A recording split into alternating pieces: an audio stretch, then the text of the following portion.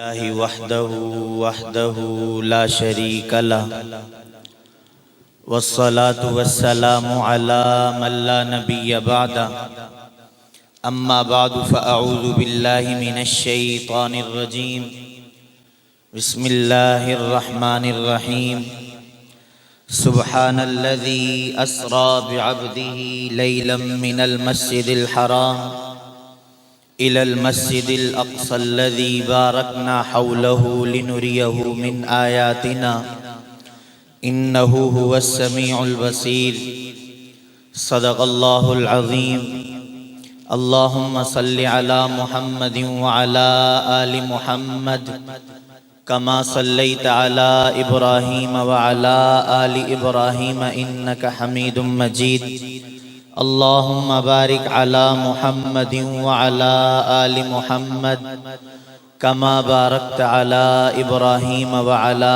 آل إبراهيم إنك حميد مجيد نماز اچھی، زکوٰۃ اچھی، روزہ اچھا، حج اچھا۔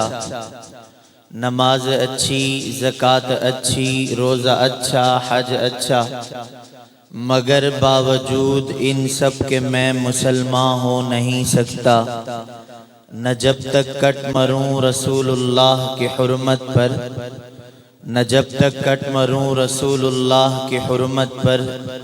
خدا شاہد ہے کامل میرا ایمان ہو نہیں سکتا۔ میرے نہایت ہی واجب الاحترام قابل صد احترام، آج 27 جنوری آپ حضرات کی سالانہ جلسہ جامعہ مسجد حنفیہ اور اہل حق اہل سنت والجماعت احناف دیوبند کے مرکز میں حضرت استاد العلماء حضرت مولانا مفتی عبدالواحد قریشی صاحب دامت برکاتہم العالیہ کی معیت میں اللہ تعالیٰ نے یہاں حاضر ہونے کی توفیق عطا فرمائی، تو حضرت کے حکم پر اپنی 2-4 گزارشات عرض کروں گا۔ اللہ تعالیٰ نے حضور اکرم صلی اللہ علیہ وسلم کو اتنے بلند و بالا مقام، اتنی بلند عظمتیں اپنے پیارے نبی کو عطا فرمائی۔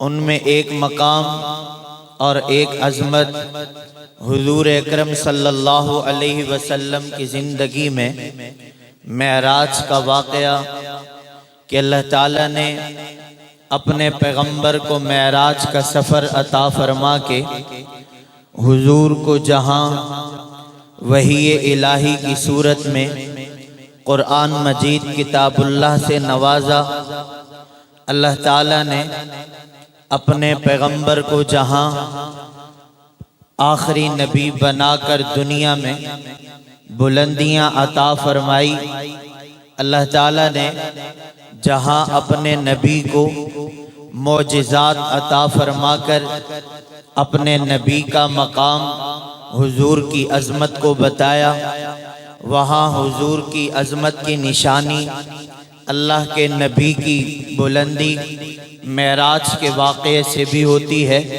کہ معراج کا واقعہ اللہ تعالیٰ نے اپنے نبی کو عطا فرمایا، اور معراج بھی وہ جو باقی انبیاء سے مختلف۔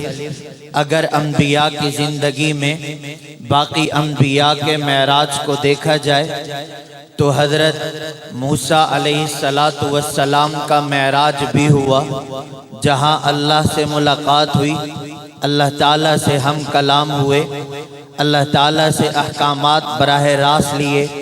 تو حضرت موسیٰ کے معراج کو دیکھتے ہیں تو اللہ نے اپنے محبوب موسیٰ کو کوہ طور پہ بلا کے معراج کروایا۔ انبیاء کرام علیہ السلام میں حضرت زکریا علیہ السلام کو معراج کروایا، تو آرے کے نیچے اپنے پیغمبر اور نبی کو معراج کروایا، حضرت یعقوب علیہ السلام کو معراج کروایا، تو حضرت یعقوب کو یوسف کی جدائی میں معراج کروایا، حضرت یوسف علیہ السلام کو معراج کروایا، تو پانی کے کنویں میں حضرت یوسف کو معراج کروایا۔ اسی طرح حضرت ابراہیم خلیل اللہ کو دیکھیں تو حضرت ابراہیم کا معراج آگ کی صورت میں ہوا۔ حضرت اسماعیل علیہ السلام کو دیکھیں تو حضرت اسماعیل کا معراج چھری کے نیچے ہوا۔ تو الغرض جتنے انبیاء کو اللہ نے معراج عطا فرمایا تو معراج کا طریقہ بھی مختلف ہے اور معراج کی جگہ بھی مختلف ہے، لیکن اللہ نے جب اپنے محبوب کو معراج کرانے کی بات کی تو پیغمبر محمد الرسول اللہ کا معراج کا طریقہ باقی انبیاء کے طریقوں سے مختلف ہے، اور حضور اکرم صلی اللہ علیہ وسلم کے معراج کی جگہ بھی باقی انبیاء کی جگہوں سے مختلف ہے۔ اللہ نے اپنے محبوب کو معراج کروایا۔ پہلے زمینی سفر میں حضرت ام ہانی کے گھر سے معراج کا سفر شروع ہوا۔ جبرائیل امین تشریف لائے، حضور بیدار ہو جائیے، اللہ کی طرف سے حکم ہوا ہے، آج آپ کو اللہ کی ملاقات کے لیے لے جانا ہے، آج آپ کو اللہ کی زیارت ہوگی، آج اللہ نے آپ کو اپنے قریب بلایا ہے۔ تو جبرائیل کے ساتھ محمد الرسول اللہ کو سارے کے سارے فرشتے معراج کروانے کے لیے آئے۔ جبرائیل امین سب سے بڑے خادم میکائیل بھی ساتھ ہیں۔ حضرت جبرائیل امین نے حضور اکرم کی خدمت میں پیش ہو کر یہ اعلان بیان فرمایا کہ اے محمد الرسول اللہ، آپ کی مقام، آپ کا مقام، آپ کی رفعت، آپ کی عظمت، آپ کی بلندی جبرائیل سے بڑھ کر ہے۔ آپ کی عظمت، آپ کا مقام صرف جبرائیل سے بڑھ کر نہیں بلکہ سارے فرشتوں سے بڑھ کر ہے۔ اس کی وجہ یہ ہے کہ ہم فرشتوں کا مقام حضور آپ سے بلند نہیں ہو سکتا۔ اگر آپ سے جبرائیل امین کا مقام بلند ہوتا تو اللہ کی قسم محمد الرسول اللہ جبرائیل کی خدمت میں ہوتے، لیکن اللہ نے جبرائیل امین فرشتوں کے سردار، تمام فرشتوں میں سب سے بڑا نام رکھنے والے محمد الرسول اللہ کے پاس، وحی الہی کو لانے والے محمد الرسول اللہ کے پاس، قرآن مجید کی آیات مبارکہ کو لانے والے محمد کے قدموں پہ قربان۔ پتہ یہ چلا فرشتوں کا مقام بعد میں، محمد کا مقام پہلے۔ آج لوگ یہ بات کرتے ہیں کہ بھائی کہ جی وہ تو فرشتوں کا مقام کہاں جائے گا، جبرائیل امین کا مقام کہاں جائے گا، اور جس کے بارے میں قرآن مجید نے حضرت جبرائیل کا نام لے کر حضرت میکائیل اور ان فرشتوں کا نام لیا، تو محمد کا مقام فرشتوں سے کیسے ہو سکتا ہے؟ میں نے کہا اللہ تعالیٰ نے اپنے پیغمبر محمد الرسول اللہ کو فرشتوں میں مقام سب سے بلند نہیں بلکہ نبی کی عظمت اور مقام کو سمجھیں تو فرشتوں کا مقام بعد میں۔ اس کائنات میں اللہ تعالیٰ نے سب سے افضل المخلوقات، اشرف المخلوقات انسانوں کو بنایا، پھر اسی انسانوں میں اللہ تعالیٰ نے انبیاء کرام علیہ السلام کو بھیجا۔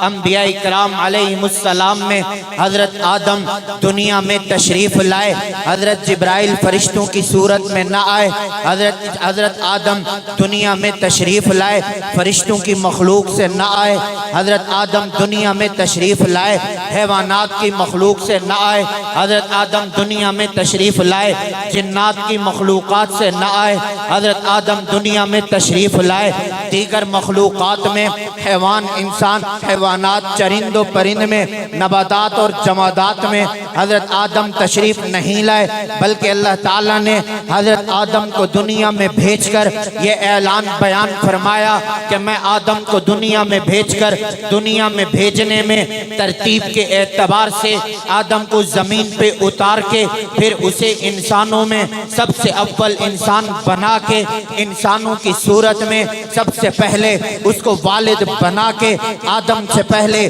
جسمانی اعتبار سے کوئی والد نہیں. آدم انسانوں میں سب سے پہلے انسان، اس کے بعد سارے انسان چلتے چلتے آگے تا قیامت چلتے رہیں گے.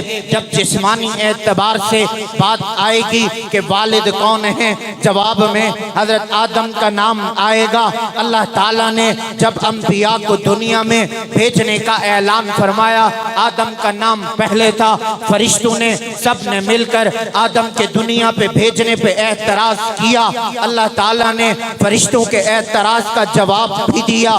اللہ تعالیٰ نے فرشتوں کو اعتراض کے جواب دینے کے ساتھ یہ اعلان بیان فرمایا، اے فرشتوں، تمہاری عظمت، تمہارا مقام اپنی جگہ، لیکن میں اس کائنات میں انسانیت کی ابتدا کرنے میں میں اب پہلا انسان بھیج رہا ہوں. میں آدم کی صورت میں بھیج رہا ہوں.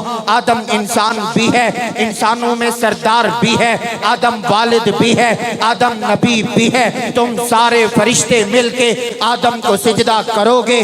آدم تمہیں سجدہ نہیں کرے گا. اگر اللہ حکم آدم کو دیتے کہ آدم تو نے جبرائیل کو سجدہ کرنا ہے، جبرائیل کا مقام بلند ہوتا. اللہ آدم کو حکم دیتے میکائیل کو سجدہ کرنا ہے، میکائیل کا مقام بلند ہوتا. اللہ آدم کو حکم دیتے اسرائیل کو سجدہ کرنا ہے، اسرائیل کا مقام بلند ہوتا. لیکن قربان جائیں، اللہ تعالیٰ نے انسانیت کا نام بھی بلند رکھا. اللہ تعالیٰ نے انبیاء کی عظمت کو بھی بلند رکھا. اسی وجہ سے سارے فرشتوں کو جمع کر کے یہ اعلان فرمایا، اسجد لآدم، آدم کو سجدہ کرو گے تو میں خدا کی بندگی میں ہوگے. اگر آدم کو سجدہ نہ کیا تو پھر خدا کی عظمت کے قائل نہیں ہو سکتے. تو کہا کہ سجدہ کس کو؟ آدم کو کرنا پڑے گا. اللہ آدم کو کیوں کرے؟ میں جبرائیل ہوں، ہم فرشتے پہلے ہیں، ہم نے کبھی آپ کی نافرمانی نہیں کی، ہم کبھی آپ کی نافرمانی کبھی آج تک کی نہیں، دل میں خیال تک نہیں لایا. اللہ آدم کو سجدہ کریں. اللہ نے کہا ہاں، تمہاری عبادات اپنی جگہ، تمہاری اطاعت اپنی جگہ، تمہاری فرما برداری اپنی جگہ، تم سب سے نورانی مخلوق ہو یہ اپنی جگہ، تم فرشتوں میں ہو یہ اپنی جگہ. لیکن اس کے باوجود بھی تمہیں آدم کو سجدہ کرنا ہے. تو پتہ یہ چلا اللہ تعالیٰ نے آدم کو سجدہ کروا کے پتہ یہ چلا اللہ تعالیٰ نے انبیاء کرام علیہ السلام کی خدمت میں فرشتوں کو بھیج کے پتہ یہ چلا کہ اللہ تعالیٰ نے حضرت جبرائیل امین کو معراج کے سفر میں حضور کا خادم بنا کے یہ اعلان بیان فرمایا، سارے انبیاء کا مقام بلند تر ہے. آدم کو سجدے کرنے کی بات تھی تو سارے فرشتوں کو حکم تھا، لیکن جب حضور کے معراج کی بات آئی پھر سارے فرشتوں میں خدمت میں اول نمبر جو خادم کا ہے وہ حضرت جبرائیل امین کا ہے. آپ معراج کے سفر میں حضور کے خادم بنیں گے. اللہ کے نبی معراج کے سفر میں جبرائیل امین کی خدمت میں سفر شروع ہوا. بیت المقدس میں تشریف لے گئے، بیت المقدس میں گئے. میں سارے واقعات پہ بات نہیں کرتا چونکہ مرکز اہل حق میں کھڑے ہو کر عقیدہ حیات النبی پہ ایک بات پیش کرتا ہوں. چھوٹی سی دلیل کو ختم کر کے میں اپنے استاد محترم کو دینا چاہتا ہوں. اللہ کے نبی کی خدمت میں جبرائیل امین ساتھ ہیں. زمینی سفر شروع ہے. مسجد حرام تشریف لے گئے، مسجد حرام سے بیت المقدس تشریف لے گئے. بیت المقدس میں جبرائیل امین کہتے ہیں اللہ تعالیٰ نے وہاں سارے انبیاء کو محمد الرسول اللہ کے استقبال میں سارے انبیاء کو سب سے پہلے کھڑا کر دیا. بیت المقدس میں حضور کے آنے سے پہلے سارے انبیاء محمد کے استقبال میں کھڑے تھے. اللہ کے نبی بیت المقدس میں داخل ہوئے. حضرت جبرائیل امین نے حضور اکرم صلی اللہ علیہ وسلم کو مصلی امامت پہ کھڑا کیا. سارے انبیاء حضور کی اقتداء میں کھڑے ہوئے. اللہ کے نبی فرماتے ہیں کہ میں ابھی سوچ رہا تھا کہ ہم سب انبیاء جمع ہو گئے، مصلی امامت پہ کون کھڑا ہوگا؟ شاید ہو سکتا ہے مجھ سے پہلے آدم آئے مصلی امامت پہ کھڑے آدم ہو سکتا ہے مجھ سے پہلے یعقوب آئے مصلی امامت پہ یعقوب ہو سکتا ہے مجھ سے پہلے یوسف آئے مسلح امامت پہ یوسف ہو سکتا ہے مجھ سے پہلے حضرت عیسیٰ آئے تو مسلح امامت پہ عیسیٰ حضرت جبرائیل اللہ کے نبی فرماتے ہیں ثم دخلت بیت المقدس فجمعت لی الانبیاء فقدمنی جبرائیل حتی اممتهم، سارے انبیاء کھڑے رہے، جبرائیل امین نے مجھے حکم دیا کہ حضور آگے مصلی پہ کھڑے ہوں، آپ امام بنیں گے، باقی انبیاء آپ کے مقتدی بنیں گے۔ اللہ نے حضور کو مصلی امامت پہ کھڑا ہو کے جہاں اس سے پہلے ساری بلندیاں دی وہاں قبلہ وہاں پر بیت المقدس میں مصلی امامت پہ کھڑا کر کے حضور کے بارے میں ایک اور شان بلند کر دی، کہا کہ جہاں میں نے حضور کو خاتم النبیین بنایا،